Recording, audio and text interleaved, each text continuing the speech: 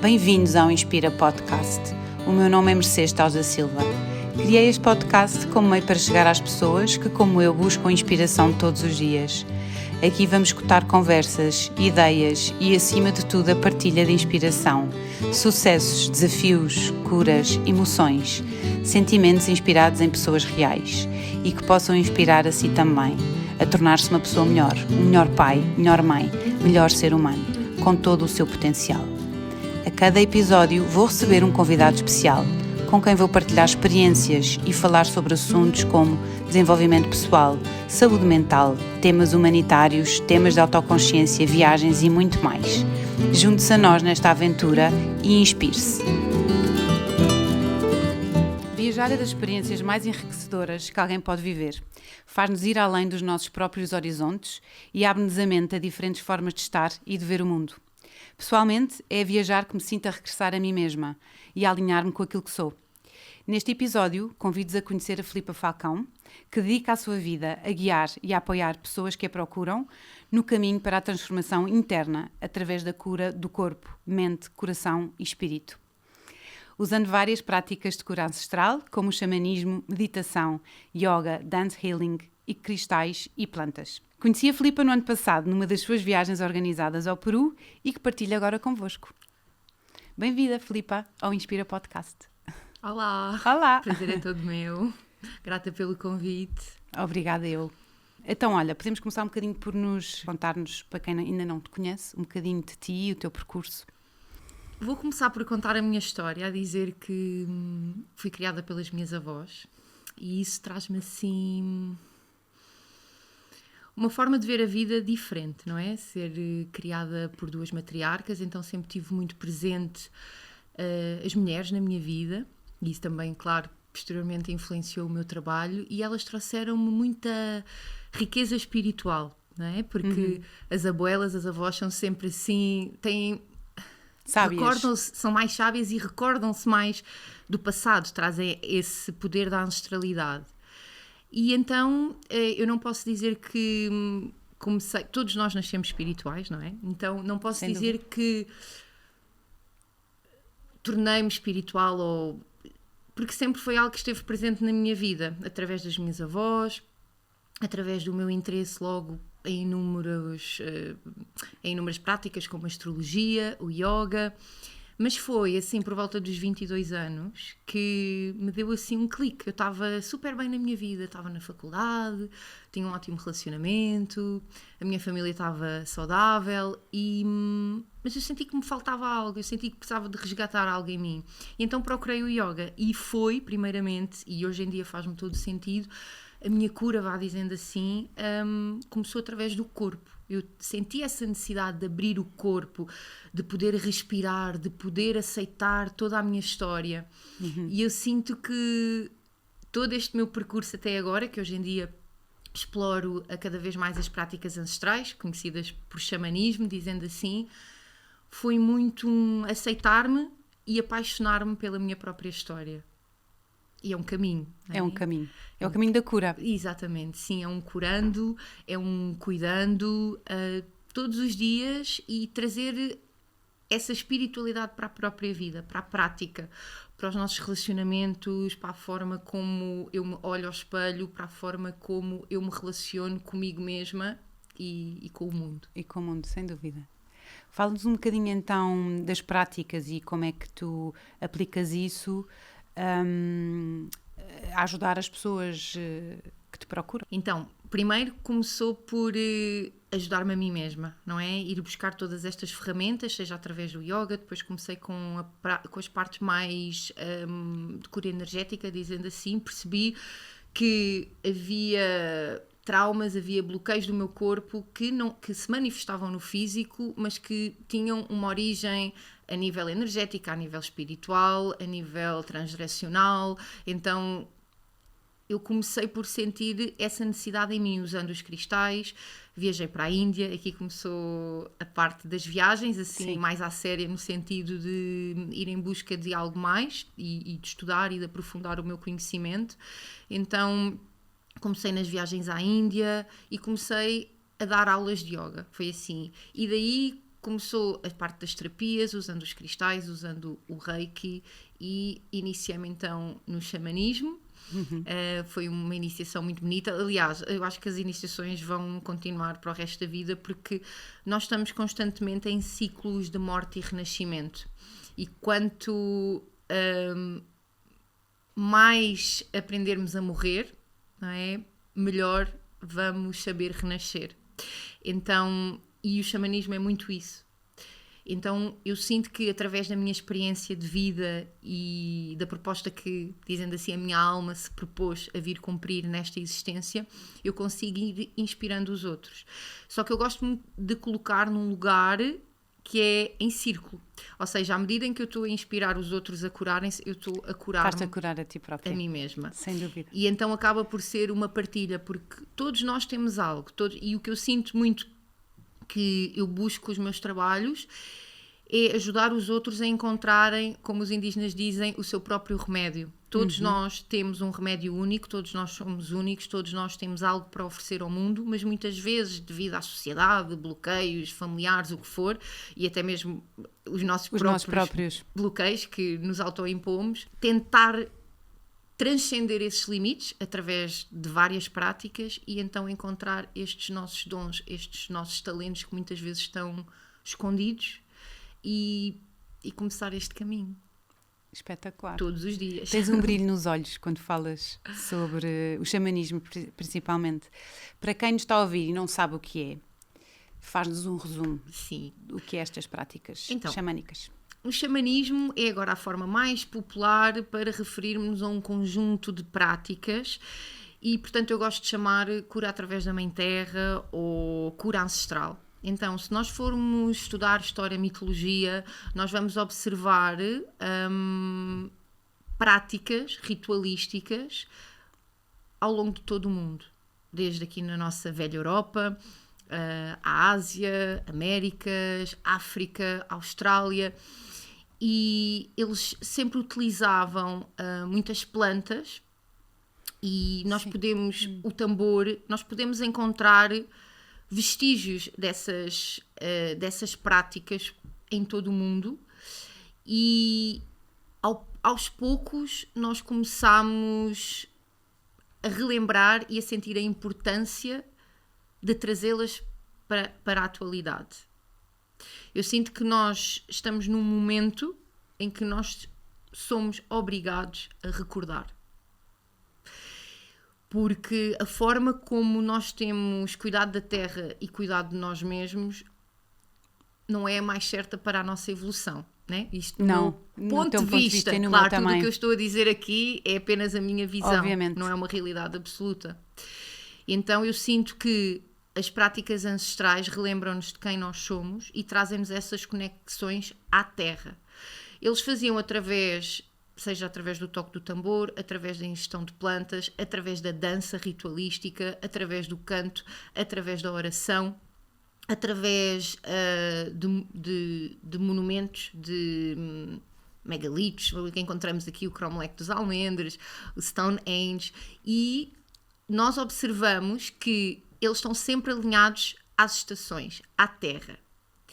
E as estações e a própria terra e os elementos, nós começamos com consciência a observar o que é que eles influenciam dentro de nós. Então, para mim, o xamanismo é recordarmos que somos terra, que somos água, que somos fogo, que somos ar. Que somos parte de um todo. E que ao mesmo tempo somos nada. Nada. Então, que o nosso papel é um papel de muita responsabilidade.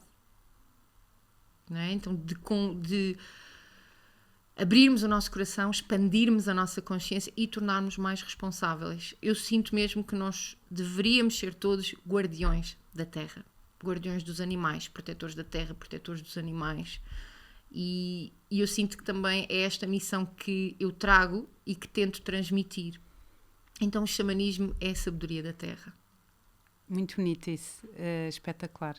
E nós vivemos um bocadinho isso, não é? Quando na nossa viagem ao Peru, conta-me um bocadinho, para quem não sabe, qual foi a tua ideia? Como é que começaste com este tipo de viagens? Porque são viagens com alma. viagens de cura, não é uma viagem qualquer como nós vamos ali, que também é legítimo ir passar um fim de semana a Paris, mas são viagens que realmente são transformadoras e para mim foi sem dúvida. Fala-nos um bocadinho sobre isso. Então, a primeira vez, eu sempre fui viajando, uma das minhas avós sempre gostou muito de viajar, mas foi assim, com 18 anos, que eu viajei para a Espanha, aqui mesmo ao lado, mas eu tinha mais independência, então não estava sempre com a família, e eu senti-me livre. E lá nessa viagem eu conectei-me com um grupo de francesas, não é? E eu não sei bem falar francês, então, mas percebi que as conexões são além da língua. Não é? E fizemos assim uma amizade incrível e eu senti-me super bem e senti-me livre mesmo e a conectar-me de uma outra forma com a vida. E depois, anos mais tarde, então decidi ir à minha primeira viagem à Índia sozinha. Então foi a minha primeira viagem fora da Europa, não é? Porque acabei por viajar antes na Europa e que também é de uma riqueza incrível, mas acabou por ser muito de cidades e eu sinto hoje em dia, eu quero ir fazer mais viagens na velha Europa, conectando-nos com essa força civilizações, com a fonte. Exatamente. Com a fonte. Que foi brutalmente apagada e que eu sinto que também todo este trabalho xamânico que nós fazemos ao conectarmos com outros países, nomeadamente o Peru, é para resgatarmos esta conexão à nossa própria terra. Então eu fui para a Índia e ao conectar-me com uma sabedoria tão antiga e lidar com uma cultura tão diferente da nossa, despertou-me mesmo, isto é sentir-me viva, isto é sentir-me livre, é ir além da língua, ir além da forma de vestir, da forma de comer, de tudo. É ver mais além, não é? É conseguir ter a capacidade, eu também sinto isso quando viajo. E agora em Bali senti exatamente isso, senti-me em casa, não é? É como se a tua alma reconhecesse. Sim, todos os sítios, e é mesmo, é aquela frase clichê, mas é verdade, somos um. Durante essa viagem na Índia, conheci uma rapariga indiana e foi assim uma história, ela estava-nos a tentar vender coisas na praia. E nós estávamos a dizer, não vamos comprar nada, E ela, então, olhem, posso-me sentar aqui a conversar? E eu, sim, claro que sim. Depois ela perguntou-nos, têm filhos? E nós, não. E ela, fazem bem, aproveitem, sabes? E ela explicou, olha, eu estou a vender isto aqui para poder pagar a escola aos meus filhos, eles lá não têm acesso. E eu percebi ali, naquele momento de conversa, que ela era exatamente igual a mim. Com os mesmos desafios. E eu sinto que é mesmo isso, que a espiritualidade e as cerimónias que eu faço levam-me para um lugar de olhar para todas as pessoas como humanas. Né? Sem julgamento, sem julgamento. Porque foi mesmo muito especial, porque leva-nos para um lugar, sabes, nós às vezes olhamos para as pessoas assim de uma forma e não conhecemos a sua história. Não conhecemos. E são pessoas que não tiveram outras oportunidades. Então, se nós temos oportunidades de fazer diferente, acho que é o convite da própria vida para o fazermos. E então daí, Índia, depois quis ir para o Brasil, quis ir para o México, e foi aí, organizei em 2019, em conjunto com uma amiga minha, também professora de yoga, fizemos a nossa primeira viagem à Índia, portanto o primeiro retiro fora de Portugal, mas depois veio a pandemia, 2019. Então os projetos tiveram que ficar um pouco em stand-by e assim que foi possível comecei pelo México e Peru e agora Avalon. O que é que me faz ir para estes sítios ancestrais ou de conhecimentos sagrados? Toda a terra é sagrada, mas de facto há locais que só da energia das pessoas que, como por exemplo Avalon, aquilo é um sítio de peregrinação, Glastonbury é um sítio de peregrinação, portanto tem muita oração, tem muita conexão à Grande Mãe. Todos estes sítios fazem-nos ativar partes de nós que estão adormecidas e fazem-nos sair da zona de conforto, acho que é logo assim, porque nós ao decidirmos, eu vou viajar com um grupo que não conheço, vou fazer atividades que possivelmente nunca fiz antes, então logo isso faz-nos assim encarar os nossos medos, a nossa sombra de uma forma super poderosa, faz transcender esses medos e para mim fazer essa conexão entre essas civilizações, por isso é que eu gosto sempre de conectar-me no local, sempre com uma família, como foi no caso do Peru, com alguém local. Portanto, eu ofereço também aquilo que eu sei, a minha própria visão, a minha própria experiência sobre, normalmente, por exemplo, já tinha ido ao Peru uma vez, ao México tinha lá vários contactos e fui tempo antes, tento sempre eu criar alguma ligação com a própria terra. E eu, a partir do momento em que digo vou a um determinado sítio, é porque aquele sítio está-me a convidar. Claro. Exatamente. Então eu gosto sempre de fazer, é como se fosse a ponte, não é? Entre uma família, entre alguém local, que é nativo daquele lugar, e eu levar o grupo daqui de Portugal, às vezes surge também do Brasil, portanto, e irmos beber da fonte, não é? E termos a oportunidade de fazer uma viagem. Tem a parte turística, no sentido de vamos a locais em que os turistas normais, dizendo assim, vão, mas trazer toda a componente ritualística, trazer toda a componente sagrada daquele local. E claro, e depois consagrarmos as medicinas de lá, fazermos as medicinas de lá, desde o Temazcal, as cerimónias xamânicas, dizendo assim, as cerimónias nativas, conectando-nos com as próprias plantas nativas. Lembras-te quando fomos lá a uma parte, eu acho que era Lantentambo, que tinha uns túmulos. Eu fiquei fascinada quando disseram que a planta que estava sempre presente era a munha, que é a hortelã andina. Né? Então, todas essas partes rituais, as plantas que eles utilizavam, os instrumentos, acho que é assim de uma riqueza incrível. No Peru, toda a viagem foi realmente transformadora, os passeios que fizemos, a família que nos acolheu com uma sabedoria e um amor incrível na forma como partilharam os conhecimentos, foi incrível. Mas sabes, o que me fascinou também foi um certo lugar, um templo, umas ruínas, que também agora não me recordo o nome, mas que o poder das pedras, a energia que ali estava, é impressionante. E são, quer dizer, têm milhares de anos, não é? E realmente é o sentir, não é? Faz-nos sentir, sem pensar, sim, é uma pedra, mas é toda a envolvência que isso nos traz, e tu consegues realmente sentir ali o poder da natureza e daquelas pedras. Sem dúvida. E é incrível. Pedras são as nossas ancestrais. O reino mineral foi o primeiro reino a surgir. Pois é, faz sentido. E está presente em toda a galáxia. E elas são mesmo, têm aquela energia das avós. Elas são as nossas ancestrais. E por isso elas trazem-nos muita informação. E quando nós nos predispomos, abrimos-nos para essa conexão, para essa linguagem sem palavras, uma linguagem de espírito, de conexão espírito com espírito, é incrível. E depois foi naquele local em que oferecemos as horritas de coca, as folhas de coca, e que estávamos sempre, e o tabaco sagrado, e estávamos sempre em oração. Nós fizemos toda uma viagem de oração. Sim, foi uma viagem de oração. Meditação, completamente de conexão mesmo à terra, de conexão aos ciclos, às águas. E o que é que isso nos faz sentir? As águas estão ligadas às nossas emoções, o fogo ao nosso poder de transformação. Então, estar naqueles locais e sentir a força da terra, a força da natureza viva, e o que é que isso ativa em nós, o que é que isso nos faz sentir, é de extrema importância. E claro, devo dizer que tudo aquilo que é ativado, tudo aquilo que acontece durante a viagem, depois é necessário haver uma sustentação e uma integração. Não é? Então, tudo aquilo que chega, claro, é um início para depois o trabalho. Para o trabalho na vida prática, que realmente às vezes é o que é mais difícil, não é? De manter, digamos assim. Mas sempre fica lá, a sementinha, não é? Eu acredito que sim. E mesmo que podemos não nos lembrar do nome dos sítios onde tivemos, mas a essência está lá, a mensagem que nos passou, a energia fica connosco, não é? E foi isso que eu senti, foi incrível. E para falar também da nossa grande viagem, um dia muito especial, não é? Que tivemos todos em grupo, passámos por uma floresta encantada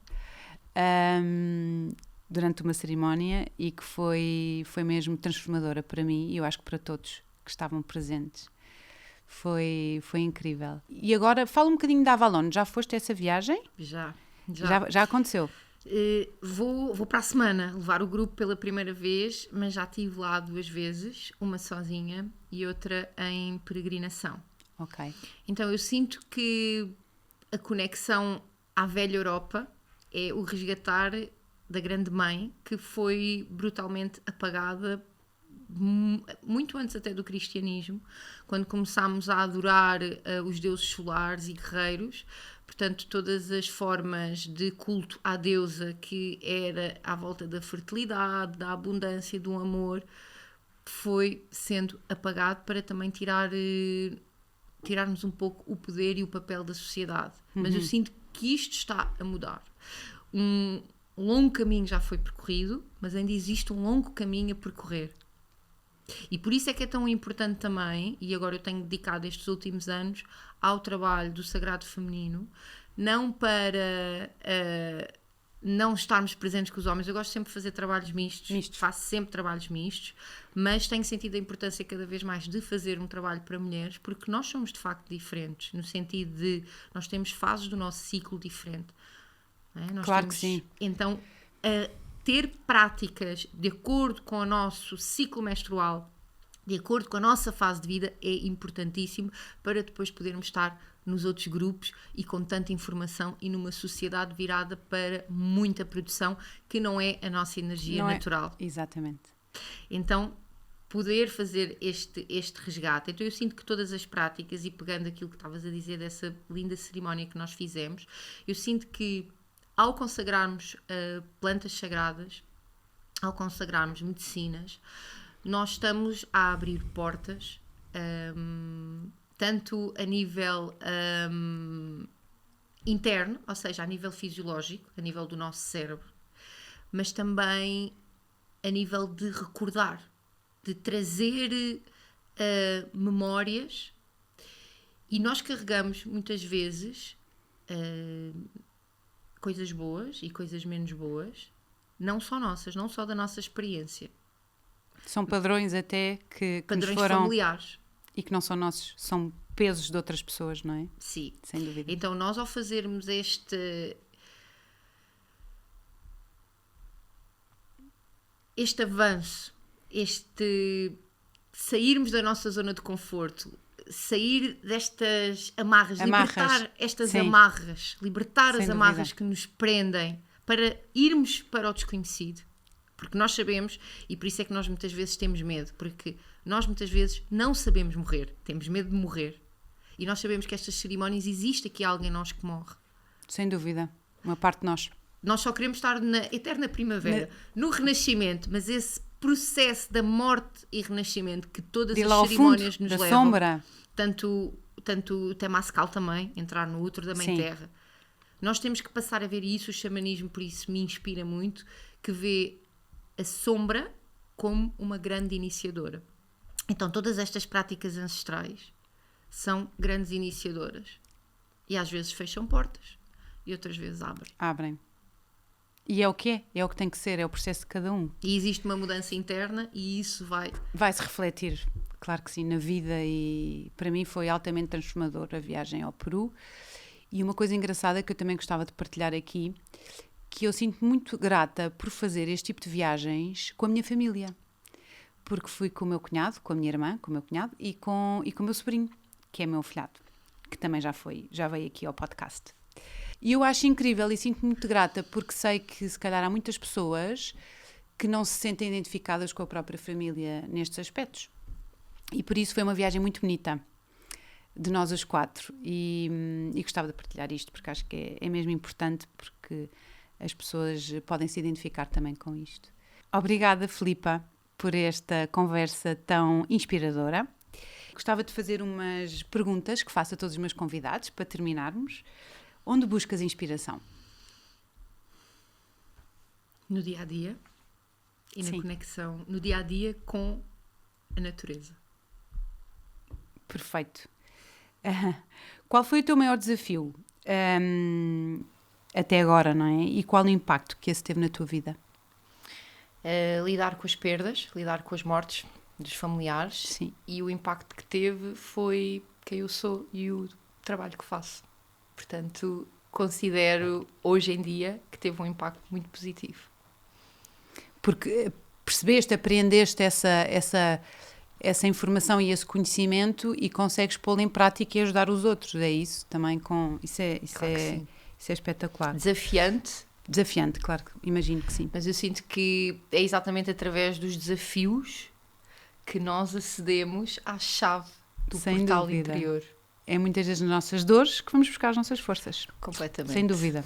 E qual é o teu propósito de vida? Se é que já o conheces? Olha, o meu propósito de vida é ser feliz. Ainda bem. Eu sinto que... Ou o teu propósito de alma, digamos assim. Eu acho que já faço o meu propósito de alma e não é uma coisa inacabada. Eu acho que é uma coisa que se vai fazendo para o resto da vida e principalmente escutando o que a vida tem para me oferecer. Ou seja, não aquilo que eu quero, mas sim aquilo que a vida me dá. Isso é muito interessante. É colocar-me nesse lugar, que é difícil. É eu sendo difícil. Uma mulher com espada na mão, Pois és. sabes? Então, colocar-me nesse lugar eu acho que é assim a minha missão e acima de tudo é ser. Ser eu com tudo o que aqui está. Maravilhoso isso. E por fim, se me podes dizer 2 ou 3 pessoas que te inspiram, ou as 2 ou 3 pessoas que mais te inspiram.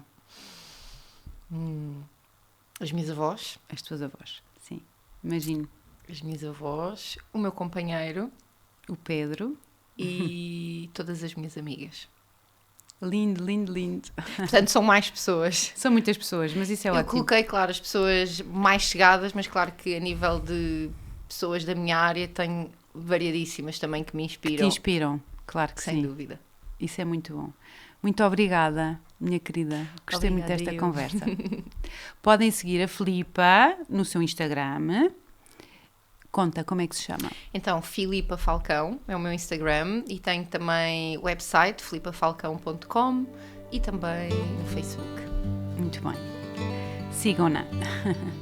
Um grande beijinho. Obrigada. Beijinho. Obrigada. Para que a inspiração vos chegue na hora certa, não percam os próximos episódios nas plataformas de podcast e sigam-nos nas redes sociais em inspirapodcast.pt.